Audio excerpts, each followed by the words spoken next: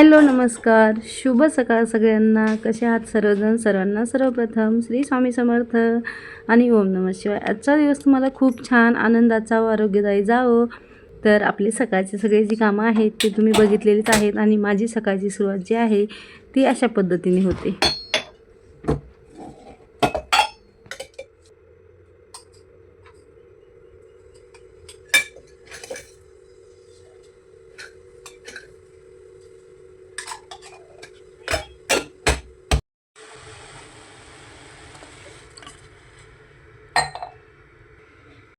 चला नमस्कार, शुभ सकाळ सगळ्यांना. तर चला सकाळी सकाळी आपला चहा हा असतोच आणि चहा घ्यायला मुलं काही अजून सगळे उठले नाही, तर आम्ही दोघी मायलेकीचाच बनवलाय. तर आपल्या चहापासूनच जास्त करून दिवसाची सुरुवात होते. बघा अलाराम असतात मुलांचे. आज सुट्टी आहे त्यामुळे थोडंसं निवांत असतं, पण मग सुट्टीच्या दिवशी काम दिसणं आणि हात बसणं दिवसभर चालूच असतं.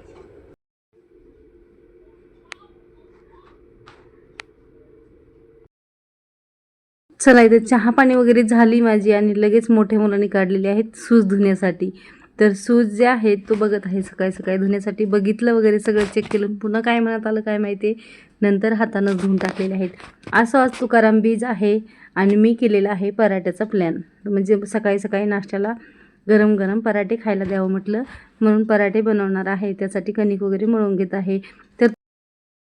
तर तुकाराम महाराज बीजेनिमित्त त्यांचे विचार, त्यांनी खूप मोठा ज्ञानसागर हा आपल्यासाठी करून ठेवलेला आहे. तो घ्यायचा की नाही घ्यायचा ते आपल्यावर आहे.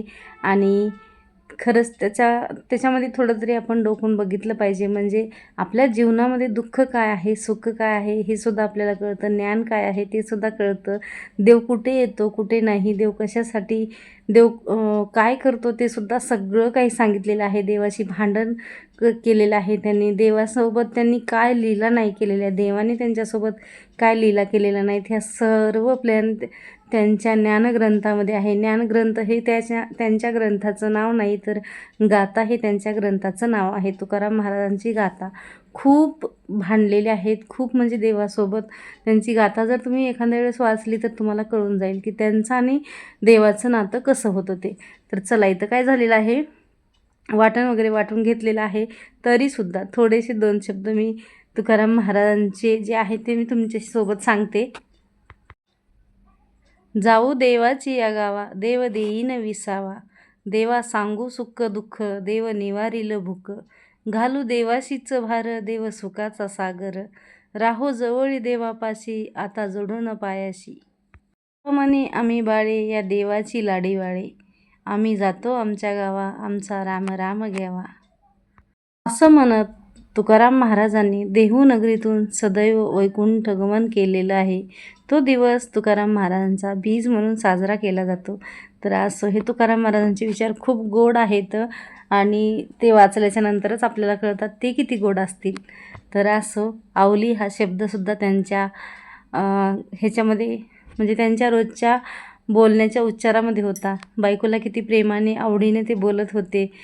बायको रोज भांडायची, देवाशी सुद्धा भांडायची, तरीसुद्धा त्यांचं बोलणं किती प्रेमळ होतं आणि त्यांच्या प्रेमळ अभंगवाणीनेच देवाला जिंकलं. त्यांनी सगळा संसार जिंकलेला आहे.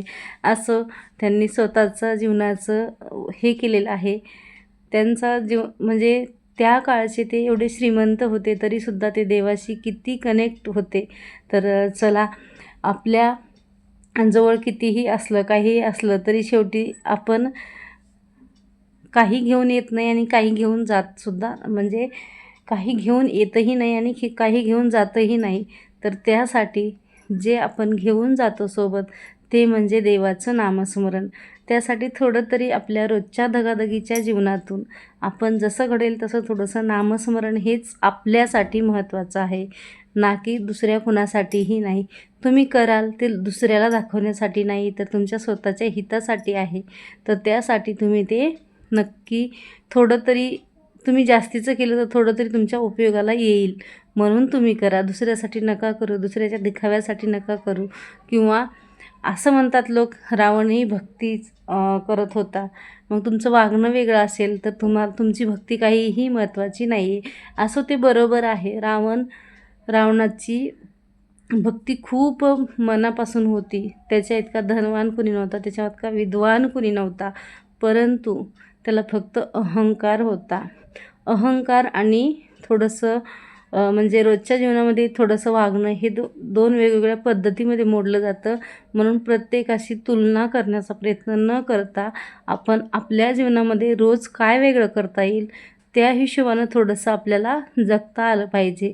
आपण प्रत्येक समोरचा माणूस जसा आहे तसं जर वागण्याचा आपण प्रयत्न केला तर आपण आणि त्यांच्यात काहीही फरक राहत नाही. म्हणून दुसरा काय करतो त्यापेक्षा आपण काय करतो हे बघितलं पाहिजे. चला, असं सांगण्याचा उद्देश एवढाच होता की तुकाराम महाराजांनी जे विचार सांगितलेले आहेत त्यानुसार थोडंसं आपण समजून घेतलं पाहिजे. तर चला, पराठे सर्वांना येतात आणि नाश्त्यासाठी एकदम परफेक्ट रेसिपी आहे. जास्त काही अवघड वगैरे नाही आहे आणि सर्वजण करतात. तर म्हटलं चला आपणही करूया. कारण रोज रोज आपल्याला नाही होत पराठे वगैरे करणं, पण सकाळच्या जेवणामध्ये जास्त करून कुठल्या ना कुठल्या मिक्स भाज्या किंवा पराठे वगैरे असं जर नाश्त्याला असेल तर थोडंफार तेवढंच हेल्दी खाल्लं जातं आपल्याला. तर असं मुलांचं नाही, आपलं तर रोजच म्हणजे हे असते, धावपळ असतेच, पण त्यातून आपण एखाद दिवशी रोज थोडं थोडं चेंजेस करून दिलं पाहिजे. कारण मुलांना त्याचं महत्त्व आत्ताच कळत नाही आहे, पण नंतर पुढे चालून आपल्याला कळतं की अन्नामध्ये कुठल्या काय आहे ते सध्या कसं असतं, जे आत्ता आपल्याला समजतं ते त्यांना आत्ता लगेच समजत नाही आहे. पराठे वगैरे ते खातात आवडीने, असं काही नाणं वगैरे करत नाहीत, पण ज्यावेळेस मी नाचणीचं वगैरे करायला जाते ना त्यावेळेस मात्र ते नको म्हणतात. जसं की कडधान्य भिजवल्यासुद्धा ते नको म्हणतात, पण कधीतरी अदलून बदलून आपल्याला द्यायला लागतं.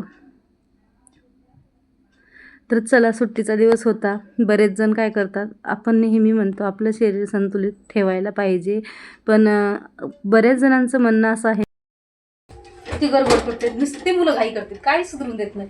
तिकडे परत आता ह्याला बोललेलं दिघीला, त्याला मुलं आज नाही, आता मला आता मी दिघीला रोड लागली त्याला काही कळत नाही, काही सांगितलं डबल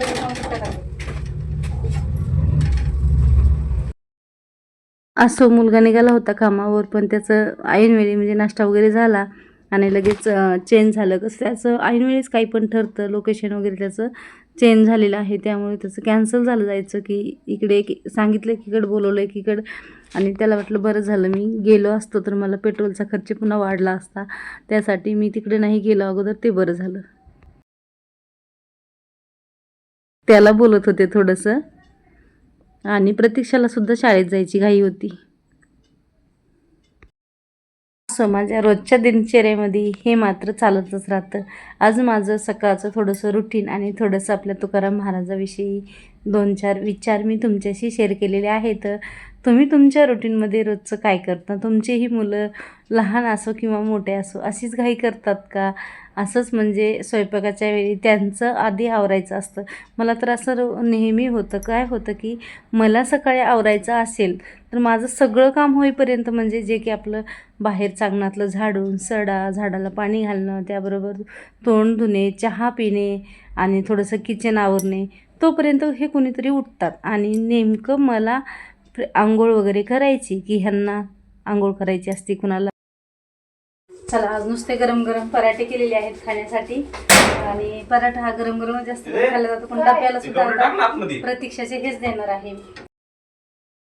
मी प्रतीक्षाला वेगळं काही डब्याला दिलं नाही आहे, आणि तिची तक्रार होती की मला खरंच वेगळं काही देत नाही आहे डब्याला. रोजची जी भाजी भाकरी आहे ते ती कधी सफरचंद देत नाही, कधी पेरू देत नाही, कधी ड्रायफ्रूट देत नाही आहे. ड्रायफ्रूट असतात घरामध्ये, पण मुलं त्यांना घेऊन जायचं न जायचं, मला काही त्यांचा रोज डब्बा भरून देणं होत नाही आहे. आणि कसं मी कधी सकाळी जाते आणि दुपारी जायचं असेल तरी पण ती तिचा डब्बा स्वतःच भरून घेऊन जाते, मी काही तिला डब्बा वगैरे भरून देत नाही आहे. आणि ज्यावेळेस फळं असतात घरी, जसं की तुम्ही काय म्हणता, टरबुजासारख्या ज्या छोट्या छोट्या टाळ्या असतात त्याला, की पपई वगैरे असेल ते, संत्री असेल तर ती खाती कधीतरी, पण जे फळं आणि जास्त करून ह्यांनी नाहीत आणत. थोडंफार केळी वगैरे हे आणतात, ते काही शाळेमध्ये घेऊन जात नाहीत. ड्रायफ्रूट वगैरे बी त्यांच्या लक्षात राहण्यावर आहे कधी तर, पण ड्रायफ्रूट कधीच आत्तापर्यंत तरी शाळेमध्ये नेले नाहीत. हाच आपला नवा जुना एखादा पदार्थ जर बनवला तरच शाळेमध्ये नेतात, नाहीतर बीट वगैरे तर कधीच खात नाहीत. कडधान्य वगैरे कच्चं भिजवलेलं असेल तर ते सुद्धा खात नाहीत. सातळ बनवून दिली तीसुद्धा शाळेत नेणार नाहीत. भले घरी एखाद्या वेळेस खातील, शाळेमध्ये नेत नाहीत. मुलांची अशी सवय कोणाकोणाच्याकडे आहे. भले आपल्याला वाटतं मुलांनी सगळं खावं, सगळं न्यावं, पण ते असं करतात. मग म्हणतात आमच्या आवडीचं काहीच नसतं. आता सफरचंद काय आपण रोज रोज नाही आणत, त्यामुळे सफरचंद वगैरे नसतात जास्त करून. तर चला मी इथे व्हिडिओचा एंड करते. व्हिडिओ आवडला तर नक्की लाईक, शेअर आणि सबस्क्राईब करा. तर पुन्हा भेटूया अशाच एका नवीन व्हिडिओमध्ये. आजचा राहिलेला पूजेचा व्हिडिओ आणि थोडासा लादी वगैरे पुसण्याचा व्हिडिओ आहे शिल्लक, पण व्हिडिओ खूप मोठा होईल, त्यामुळे मी तुमच्याशी इथपर्यंत शेअर केलेला आहे. पूजा वगैरे तुम्हाला नेक्स्ट व्हिडिओमध्ये दाखवेल, कारण व्हिडिओ खूप मोठा होईल. तर चला भेटूया नेक्स्ट व्हिडिओमध्ये. बाय सर्वांना.